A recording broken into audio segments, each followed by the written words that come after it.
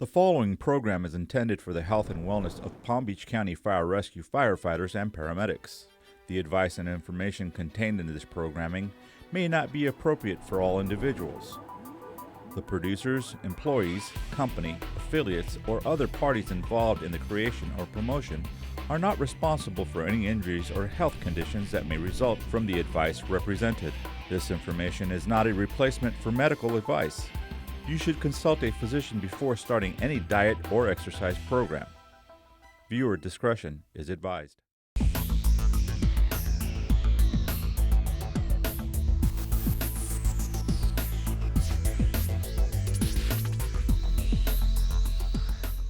So why would we do core exercises, and what makes up the core muscles? The core muscles are oftentimes considered to be the trunk muscles between the lower part of the chest and then into the pelvic area. They can include the abdominals, the obliques, the muscles in the side of the spine, that side bend, and then muscles deep into the spine as well as the obliques that facilitate rotation. They also involve the hip muscles, your pectorals, and your latissimus dorsi. They all interplay to create a stable foundation around the center of your spine from which to move. So the purposes of doing a core training program, one is to create a stable anchor from which to move. One of the reasons for doing a core training program.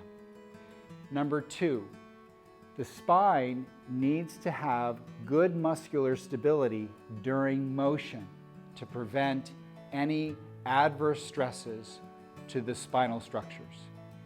And then three, having a strong and efficient core allows you to assume better posturing, making you more efficient and more economical in your movement patterns. Those would be the reasons for doing a core program. Most importantly, preventing the possible onset of back and neck pain. To start with the core training program, we're going to start from the lowest level, and that is teaching someone how to engage their core muscles. And I'm here with Vicki, who's going to help me out as we work through this series of exercises. So this would be the beginner level.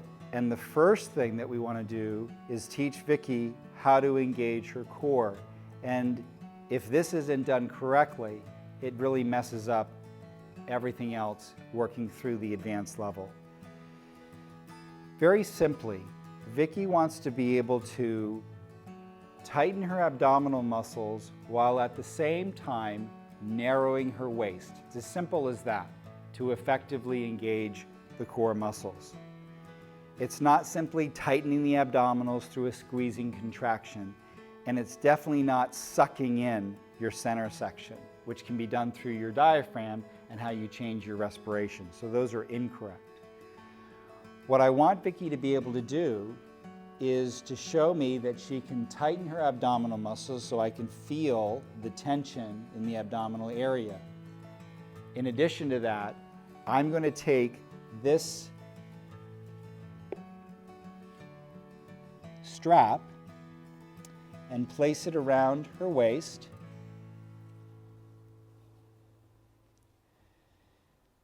And I'm going to mark the circumference. So what I want Vicki to be able to do is I want to feel the tightening of her abdominal muscles. So go ahead and tighten your abdominal muscles, which won't necessarily change the circumference. I want to feel that tightening. And then I want her, while it's tight, to draw your center section or narrow your waist away from this band. So I should be able to make it. There you go. Perfect. So I was able to shorten the band while she kept her abdominal muscles tight. You felt that? That's activating the core. That's a proper core activation. Now, the amount of activation is really dependent upon the exercise that you're doing and the requirement for core control, core recruitment. So during a remedial exercise that doesn't require much effort, it may not be a maximal contraction. During something at the advanced level, it may require a lot more effort. But that's what she should always be feeling. She should always be feeling a bracing of the abdominal muscles, while at the same time, she's getting that sense of narrowing across the waist. And I can measure that here using my strap and feeling her abdominal muscles, or she can do that herself. That's the start. What she can do first to challenge this is simply raise one arm up over her head.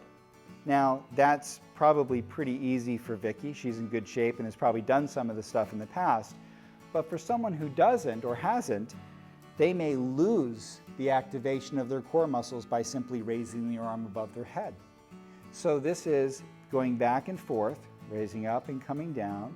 And what she can do is she can place her other hand on her belly here, feel the tightness in the abdominal muscles, the bracing and the narrowing, and raise your arm up and come back down. Very simple, easy exercise. Typically, if we're working with a personal training client or a patient, this may require 1 or 2 sessions and then they have it nailed. But some people take a little bit more time. So raising one arm up and down repetitively 10, 15, 20 times to ensure that you have this activation and you're not losing the activation through release of the ribs. Then you can take both hands and raise both up and down and simply have a sense that you're maintaining the bracing and the narrowing. Or you can alternate your arms and you can go a little bit faster, maintaining control and activation, not releasing the ribs too much, a little bit, but keeping it tied into the abdominal muscles, and relax.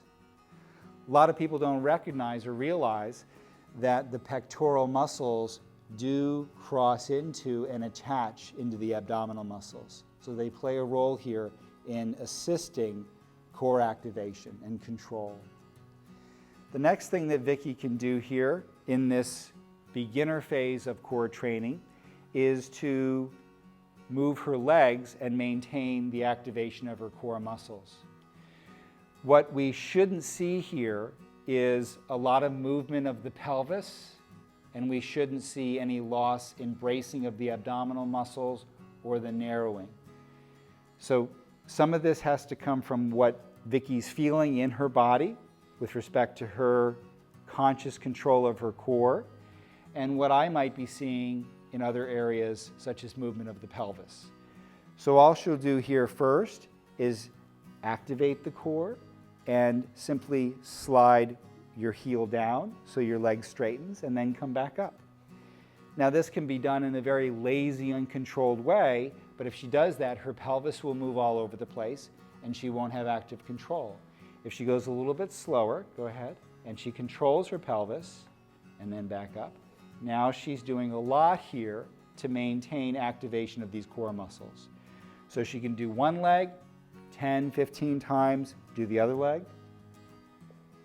Good control. And again. And back up. And she can alternate legs. Okay? A more challenging movement pattern here would be to take both legs at the same time and slide them down together and then pull them back up. Now on this surface, there's a lot of friction, so it's difficult for her to slide. What I might do is take off her shoes, put some socks on to create a little bit more of a slide for her so she doesn't have to work so hard against the friction of the surface. The intention here is to create more of a challenge in her body to maintain this core activation. So by putting socks on, allowing her to take both legs and slide them down and back 10, 15 times, she's getting a lot of work here in challenging the core to maintain that activation. The other thing that we can do to enhance that challenge is to take away the stability of her arms. She can put her hands above her chest like this, and that way she doesn't have the control here of her upper body like she would with her hands down on the floor, and she can go back to one leg out, and that's a little more challenging, and then back up. Or both legs down at the same time. That's a lot more challenging, and she's having more difficulty controlling the core when she does that. So all variations on the theme, and hands back down. Now, just one other thing that I want to mention that you might want to consider in doing these beginner core exercises, but this will influence what you might use as a strategy to enhance your core activation as you move through the intermediate and advanced stages, and that is breathing. Breathing can help to accentuate your core activation or make it more difficult. If you're looking to accentuate the activation of your core muscles, the bracing contraction and the narrowing effect and stability across the pelvis, by exhaling through the movement, you actually enhance the stability. You'll be able to recruit those muscles more effectively. You'll actually be able to funnel the ribs into the pelvis and enhance that stability. So whenever you're doing something that requires more of a challenge, exhaling will accentuate it. Inhaling will do the opposite. Inhaling, your diaphragm's dropping down, your ribs are expanding, and you're losing that connection between the ribs and the pelvis. It makes it much more difficult. You have to breathe in and out, but you can pattern your breathing with the challenge of the exercise to meet the demands relative to your core. So if we were to apply that to what we were doing here earlier with Vicky, very simply, if she's activating her core muscles, she can raise both arms up above her head, and as she raises her arms up, she can exhale, which will keep the ribs tied into the pelvis and enhance the core. It may limit how far she goes with her arms, but she's getting much more control here through the core muscles. And then she brings down and inhales, catches her breath. It's not going to be as challenging, but it's not where she needs a lot of that core activation. So these are just some tips that you can use to enhance the process of core training. As you can see, it can get a little complicated, but all of this can play into better quality movement patterns as you move through the intermediate and advanced stages, but take it beyond that to the field when you're having to fight a fire or do something physically. You may move in a very different way, thereby protecting your back and your neck from injury. So if we apply it to the legs, she can take one leg, work it down into a straightened position, exhale, activate the core more aggressively, inhale and bring her leg up. Okay? So that's the beginner exercises lying on her back. Let's now have you roll over to your side facing the camera. Good. And let's just put your head on your hand and lie down nice and flat and bend your knees. Good. So now I have Vicky on her side. She's very relaxed. Knees are bent, which gives her body more stability so she's not rolling. Hands supporting her body. Fairly neutral position. The problem here is, with respect to core activation, her ribs and the center of her body here has dipped down to the floor. Now in females, the pelvis is usually a little bit wider, so this is accentuated. She's actually in a side bent position. Males have typically a more narrow pelvis, so this isn't as big a deal, but it's still important to consider. So what we can do to help Vicky understand how to activate her core muscles in this position, she simply wants to think about the lower ribs. And if she simply raises the lower ribs a little bit off the floor, yep, just raise them up, that's it. It eliminates that side bending and she's activating her core. So we want her to think about three things here now. Bracing her abdominal muscles as she did before, narrowing at the waist, and unweighting the lower ribs. That is a basic core exercise in side lying. And it gives her a sense of how to activate those side stabilizers to the spine. And you feel that pretty well, right? So she can hold this position as an exercise. Some people find that more difficult, 30 seconds to a minute. If she's having no problem holding this, then we can start doing some exercises from this position, such as with her knees bent like this, simply opening one knee up and down. We call this clams. And what we're looking for here is to keep the pelvis stable, the core active, and she raises up and down. So the movement is isolated to the hip. No motion is occurring here, or shouldn't be occurring here. And it just allows her to learn how to decouple motion through the hip from what's happening here in the spine. So she has stability here, the anchor is set, that floating raft is not unstable, it's like moving from solid ground, and she can move her hip. And I can make this more difficult by having her put her leg down straight and do hip abduction like this, again maintaining the core, or I can have her hold her leg in this position and simply kick her leg forward and back a bit. She can do that repetitively over a 30 second to a minute period, or she can actually bicycle. So bicycle your leg. Good. And that's more challenging for her, keeping the core active, unweighting that lower rib, keeping everything narrow. And it's getting more challenging as I do this with her. So just an example, or examples, of a beginner level side lying stabilization exercise regimen from this position. Now we have Vicky lying in a prone position. We can go through the same routine that we did with Vicky on her back. Have her brace her abdominal muscles. Go ahead and do that, Vicky. So I can feel the tightening of her abdominal muscles, and that will actually translate to some tension through her low back. Studies have shown that the abdominal muscles and the lower lumbar extensors interdigitate. They actually connect to each other. So you can't necessarily contract the abdominal muscles without creating some tension here in the low back. Thereby, that emphasizes this whole idea of a cylindrical core of stability around the low back. So she braces her abdominal muscles and she narrows a little bit through the waist. So you feel that, Vicky? Mm-hmm. So she now has her core active here. Then what she can do from this position to challenge her ability to maintain that, simply leg lifts. All of this motion should occur through the hip, not through the low back. And I can watch that here by putting my hand or visually looking at her low back.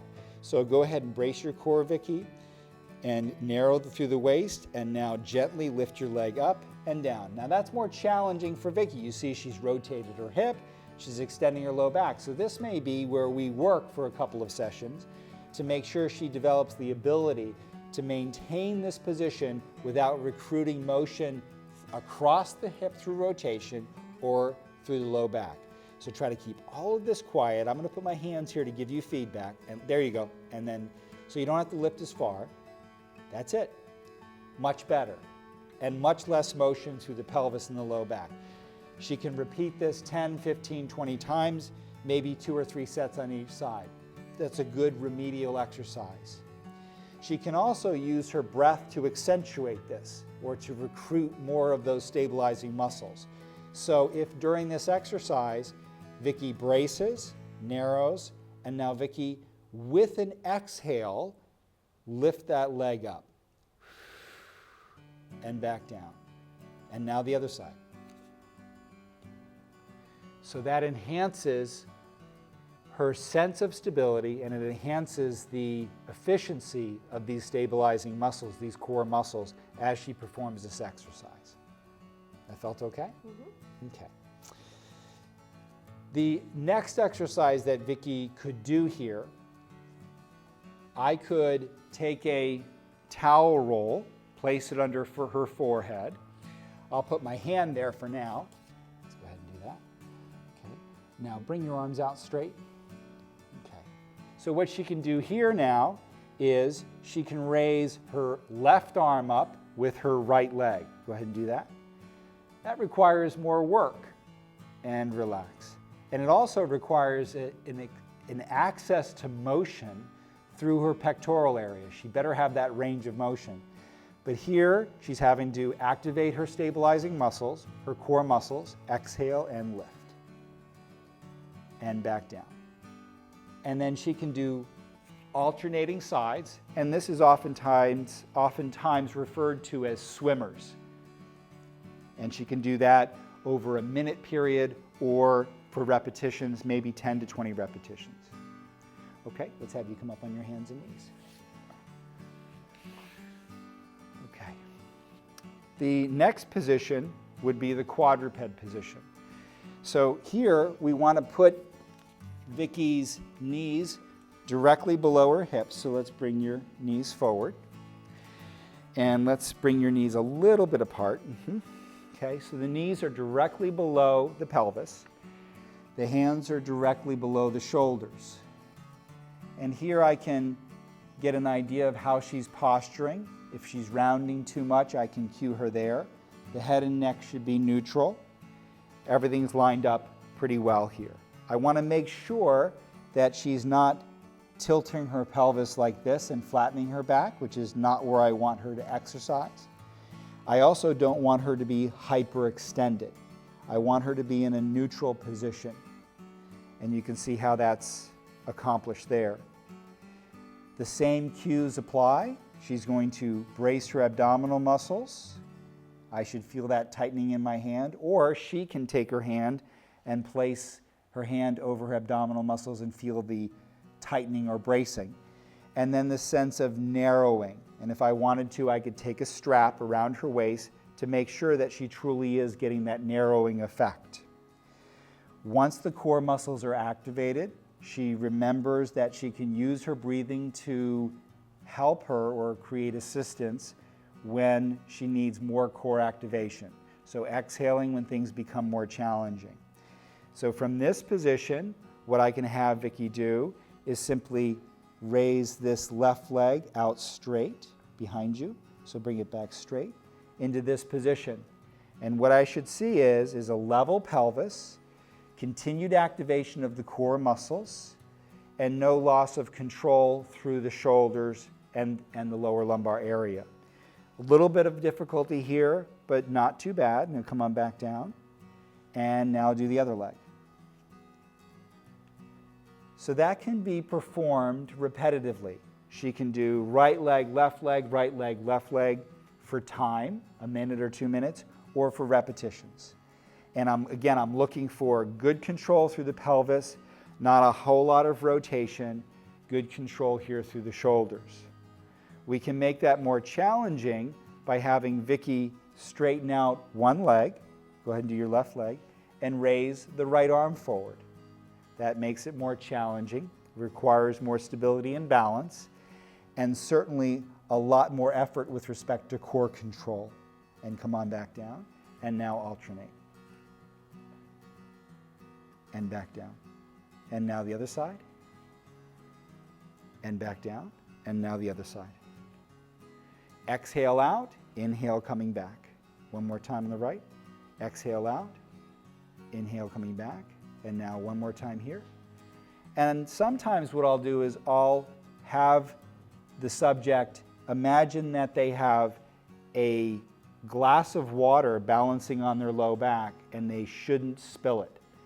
By doing that, it requires a lot of control and balance and activation of those core muscles. So this is a beginner level quadruped core training exercise.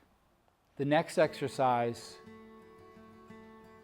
that can be done while Vicky is on her back are bridges. Again, maintaining activation of her core. We're going to start with her hands down by her sides. Her shoulders should be wide and open, chest open. Feet are pretty well positioned. Let's bring them down just a little bit further. Yep.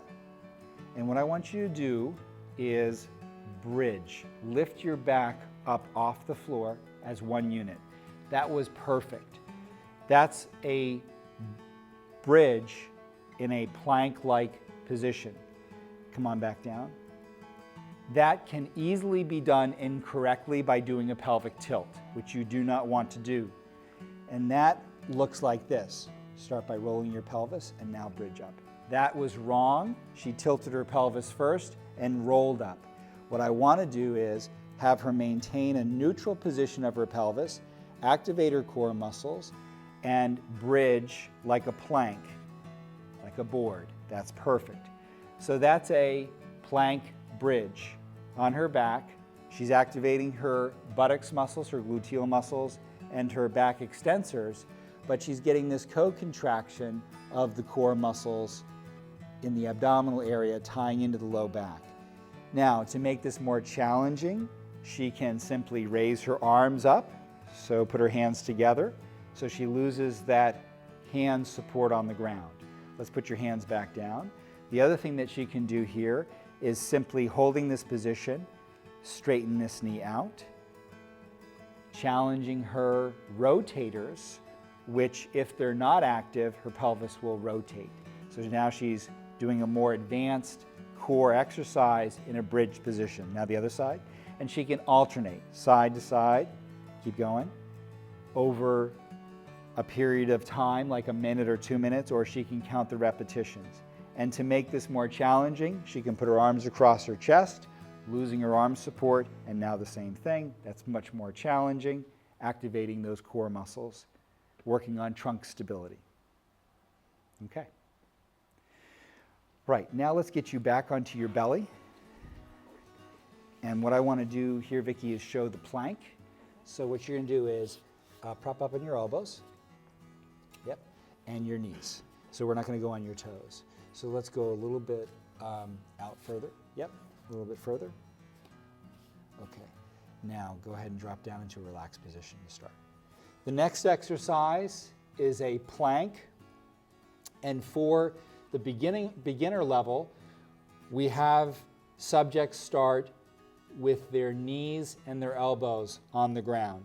So what Vicki will do here is she'll activate her core muscles and lift up her pelvis. Go ahead and lift up your pelvis into a plank position.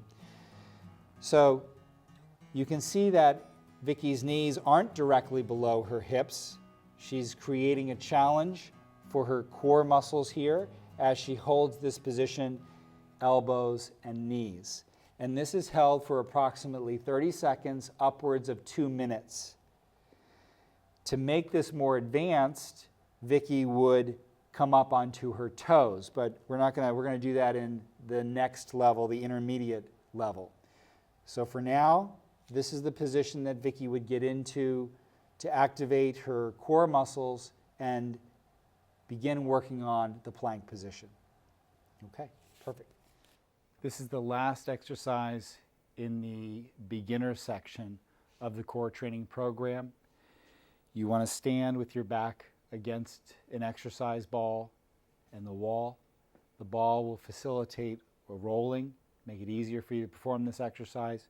Your feet are forward of your body so that when you come down into a squatting position, your shins remain vertical. You don't want your feet too far underneath you. It'll place too much stress on your knees. So feet out a little forward, you're leaning back against the ball, chest is lifted. The ball will help you maintain the proper arch in your low back, and you're simply sliding down so that your thighs are just above parallel to the floor, and then back up. Just like that. And you can perform 10 to 20 repetitions.